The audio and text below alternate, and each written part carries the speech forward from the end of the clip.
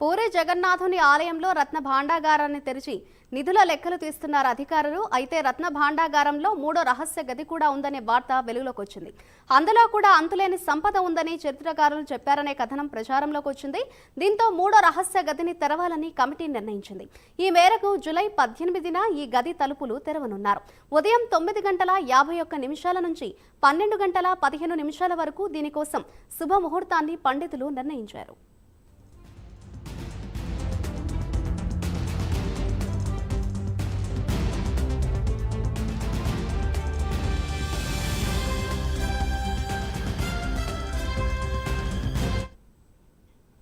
రేపు ఈ గదిని తెరిచిన తర్వాత అక్కడున్న స్వామివారి సంపదను తాత్కాలిక స్ట్రాంగ్ రూమ్స్ కు తరలిస్తారు.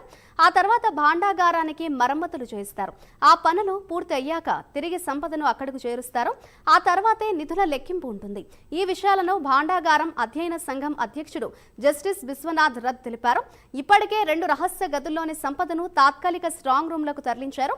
మొత్తంగా ఈ రహస్య భాండాగారంలోని సంపద ఎంత ఉంటుంది అనే దానిపై దేశవ్యాప్తంగా చర్చ నడుస్తోంది. అందరిలోనూ ఇది చాలా ఆసక్తికరంగా మారింది.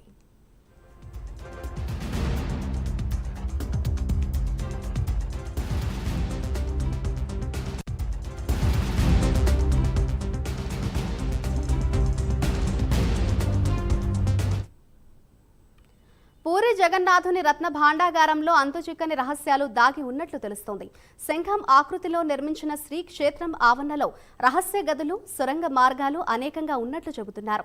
ఇప్పుడు మరో సంచలన విషయం తాజాగా వెలుగులోకొచ్చింది.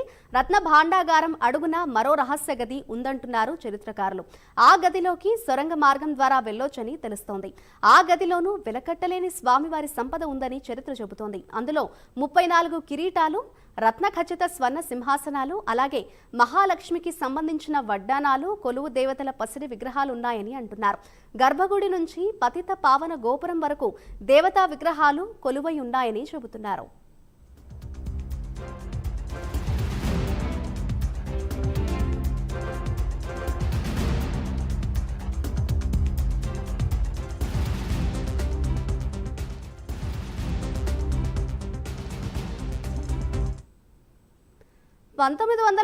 సంవత్సరంలో బ్రిటిష్ పాలకులు ఈ సొరంగ మార్గం ద్వారా ఓ వ్యక్తిని పంపించి విఫలమయ్యారని చరిత్రకారులు అంటున్నారు. అలనాటి రాజులు యుద్ధాలు చేసి ఎనలేని సంపద తెచ్చి పురుషోత్తముడికి సమర్పించారని చరిత్రకారులు భావనగా ఉంది. భాండాగారం దిగువన సొరంగ మార్గం తవ్వి ఆభరణాలు భద్రపరచడానికి రహస్య గది నిర్మాణం చేపట్టారు. ఆ రహస్య గదిని తెరవాలని, అందులోని సంపదను కూడా లెక్కించాలని చరిత్రకారులు చెబుతున్నారు. ప్రస్తుతం 2 గదులను తెరిచి అందులోని సంపదను చంగడ గోపురానికి తరలించారు. ఇక మూడో గదిని ఎప్పుడు తెరవాలన్న దానిపై కమిటీ మరోసారి సమావేశం కాబోతోంది. ప్రస్తుతం రత్న భాండాగారం మరమ్మతులు, సంపద లెక్కింపులకు ఏర్పాట్లు చేశారు.